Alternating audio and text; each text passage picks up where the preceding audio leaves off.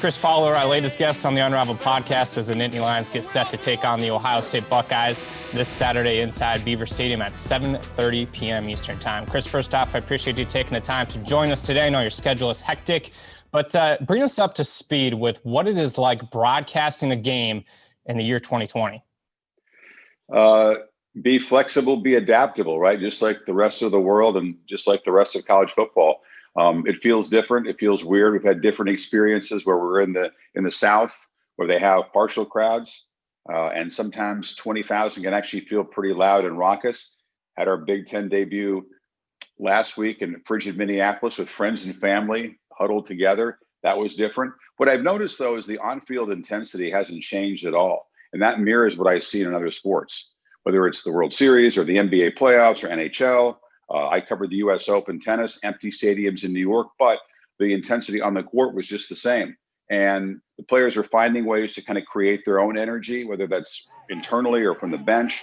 I don't see a real different product on the field. We can get into specific little differences I do see, but the atmosphere obviously is different every week. And I'm telling you, man, when you said Ohio State, Penn State, and Happy Valley, I mean, that just gets my blood going. And then I remember, it won't be the whiteout scene. And I think this game Saturday night will be the biggest gap between what should be and what is in 2020, because the whiteout is my favorite annual scene in college football. And obviously, we'll try to find ways, not to trick the viewer, but to make them remember what it's like in a normal whiteout. But then the reality is Ohio State won't have all that to deal with, and our viewers won't be able to enjoy those beautiful aerial shots of the whited out stadium. All right, so I want to go back to something that you said about the on-field differences are pretty much the same from what you've seen around the country. So in your opinion, what separates the great teams from the elite teams with bringing their own juice, or however you want to allude to that? Yeah, it's definitely a test of a team's culture and the leadership. I didn't say it hasn't changed. I said that the intensity is the same. I think there are differences. I do think that one of the reasons why, in my opinion, it's just a theory that I bounced off a few coaches and players, but one of the reasons why we're seeing so much scoring and the offenses are ahead of the defenses is not just that in training camp there wasn't as much tackling and wasn't just typical early season stuff. I really think that without that crowd energy, without that sustained buzz, defenses are having a harder time maintaining focus, play in, play out. You're seeing coverage busts. You're seeing fundamentals break down in terms of how a defender goes after a ball carrier, the angle that he takes. Tackling obviously is a thing that coaches were concerned about, and for good reason. So I think that just there is a difference what I see in terms of these empty stadiums, no crowd atmosphere, in terms of how the defenses are performing. Maybe they'll adjust and that'll be less of a factor, or maybe we'll just have a really high scoring season. Certainly the NFL is a very high scoring season. I thought throughout this whole process, talking to coaches since March, that no matter how this played out and no matter what specific challenges they would face, it was really going to be a test of a team's chemistry and culture. Could you keep a group together virtually? Was the team leadership good enough to step into the void, get guys organized on Zoom calls, on unofficial practices, keep their head in the game? And in the Big Ten was an extra challenge. As you know, you had that month of limbo when players thought they might be practicing and lifting for nothing other than an uncertain future, right? So that was another test. And the weirdness of all this, I think not every team was the same. We did the Michigan-Minnesota game, and Michigan players basically practiced, not with pads on, but whatever the rules allowed, 12 hours a week, helmets, T-shirts. So they practiced throughout the whole process. It was like a 10-week time from when they reported it, finally played a game against Minnesota. The Gophers, it was a little bit different. I don't get the sense they were around consistently. They came and went, and they had the regular training camp, the regular number of practices, but I think that young players in the Big Ten have a real opportunity to get ready, maybe more than other conferences, because there was this extended period, even without spring ball. They had a lot of time to sort of get with the veteran players and get ready, which, I mean, for a team like Penn State is good because you're going to count on a lot of young players. But it's interesting to see. I don't have enough games in this conference to draw any real conclusions. That's just a snapshot based on what we saw from the Wolverines and Gophers. When it comes to the word culture that you referenced a couple of times, James Franklin is huge on that around the Penn State football program, obviously with his core values, as every program has. But for him specifically, what differentiates him amongst other coaches in the country when it comes to the culture side of things? Well, I think he thinks about everything. I think he's got a broad view, which you need to have to be a coach these days. I mean, he's clearly involved in the X's and O's, but I think that what you have to do is think of every possible detail. You have to be a good psychologist. I mean, imagine the challenge of being a leader, whether it's a leader of a program. You have to coach the coaches. You have to keep them involved. You have to teach them how to operate in this new world. And then you've got this massive roster. In college football, I mean, the number of guys that James has to deal with, more than double what an NFL team has to deal with, way more than any other pro sport.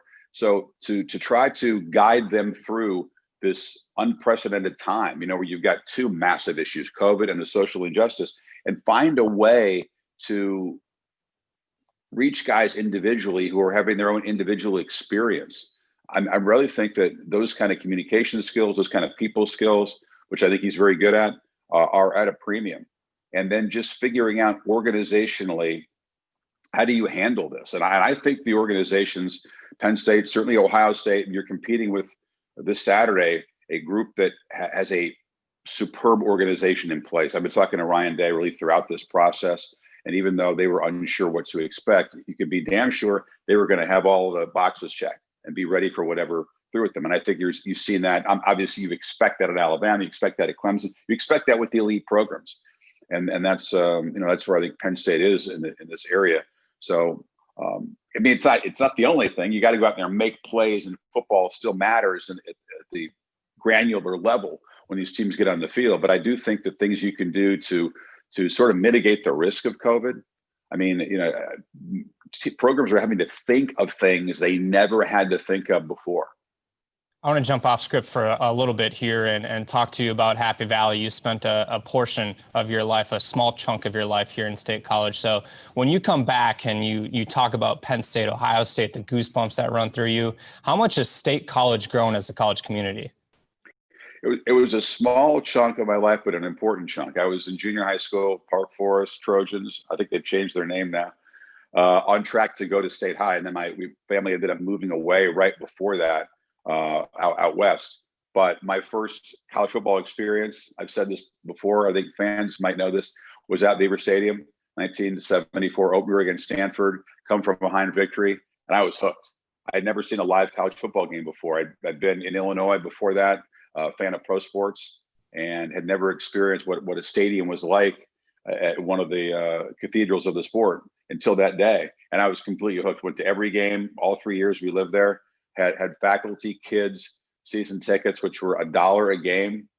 So at that time, they played 6 home games, $6 you could get in for the whole season, the bargain of a lifetime. And we used to pass the ticket stub back and forth through the chain link fence. There wasn't much security back then, very different looking Beaver Stadium for those old timers who remember the horseshoe shape with the bleachers in the end zone and the chain link fence behind the bleachers. And you could just go back there. We could get 4 or 5 guys in on a ticket stub. So those days were priceless for me, and experiencing the ups and downs. They were not great Nittany Lion teams. That Paterno offense was especially vanilla and boring. A running back called Tom Donchez was like the main option, and they just handed the ball off to him. But it didn't matter to me. I was just caught up in everything about it. The crowd, the band, the environment, and the tailgating, all of it, just how it consumed the campus and the town. And that put me on this path. Because without those experiences, I doubt I would have developed a passion for college football. I doubt I would have ever gone this direction in my career, into game day and now into calling games. So to get back there, it is a special feeling for me, even though Beaver Stadium is basically unrecognizable, and the town has changed a lot. And the campus, when I walk around there and spend time and then show up in that booth, it's a special feeling. I even got goosebumps calling a spring game there one time at Penn State. So every regular season game is a great experience for me. Now, I know that last year when you were in town, you were on your Instagram story or something like that, and we were talking about the battleship in the background, alluding to the press box that is the staple of Beaver Stadium. So I've obviously appreciated that. But I want to jump on your Instagram platform. For those that follow you, you do arguably probably one of the best jobs of any commentator around the country, bringing inside access to your followers. So what do you try to do on a daily basis that is different when it comes to Instagram? Well, I was just told a long time ago, document, don't create. In other words, just show what's going on, especially behind the scenes. As you said, people love that. They're familiar with what goes on camera and in the booth, but they want to see what goes into the production. They want to see what you're doing the rest of your week. So a couple times a week, I'll do updates on the game I'm covering. I've got my Penn State-Ohio State chart here. It's not very filled in yet. We have our Ohio State player and coach meetings later on today, but it'll be jam full of stuff. And as the week unfolds, I'll try to reveal what my sense is on the game based on the preparation. And obviously, we do some behind the scenes stuff. And I've done sitting in the stands, dressed in white, talking about whiteouts and how it came to be, trying to educate people who don't know Penn State football, what this is all about. I did something in State College a couple of years ago where I went to the house where I grew up in there, where we lived in it when I was the son of a professor, and talked about some experiences there. So it just feels very natural to me. You share a little bit, you don't share everything, but people enjoy it. I enjoy creating the content, and we'll have a few things cooked up. I hope it's not raining the whole time when I'm there. I'd like to get out and walk around the campus and reconnect, but we'll have a few pieces of content, no doubt. You and me both, no doubt about that. Hopefully it is not raining when it comes Saturday for kickoff at 7:30 p.m. Eastern time on ABC with Chris and Herbie on the call. And Chris, I'm curious, as a broadcaster that's trying to be up and coming, and I think there's a lot of people that listen to this podcast that appreciate this type of stuff. When did Chris Fowler become comfortable with Chris Fowler instead of trying to become somebody else? Yeah, that's a good question. I think I was lucky because early on, I sort of sensed that the people that I really admired and I grew up listening to, whether that's Dick Enberg or Keith Jackson, they were unique individuals, and trying to be them wasn't going to work. I'm not them. I don't sound like Keith Jackson. I don't have the same background as Keith. He's the greatest of all time doing the job of calling college football.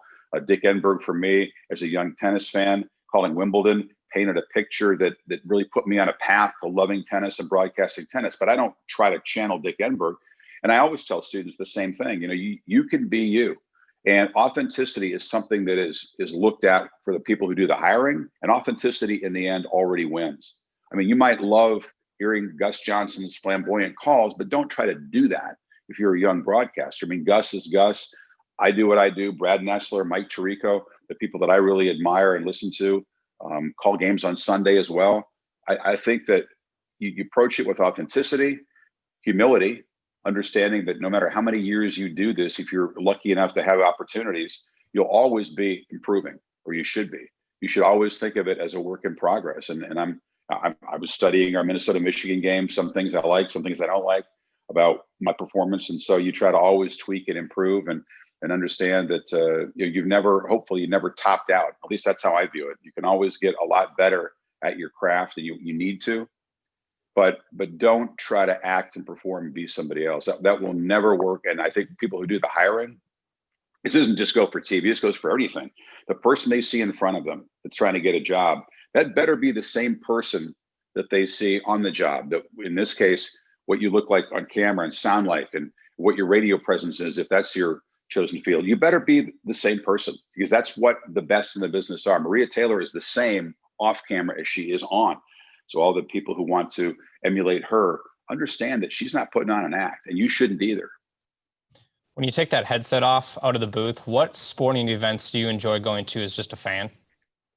I love being a fan. I mean, I can't really be a fan the same way in college football as I am in other sports. So I'm never able to sort of put that fan hat on in CFB. I certainly can in the NFL. I love going to NHL games. I grew up a hockey fan in Chicago and later in Colorado. So the Blackhawks, the Avalanche are passions for me. I love soccer.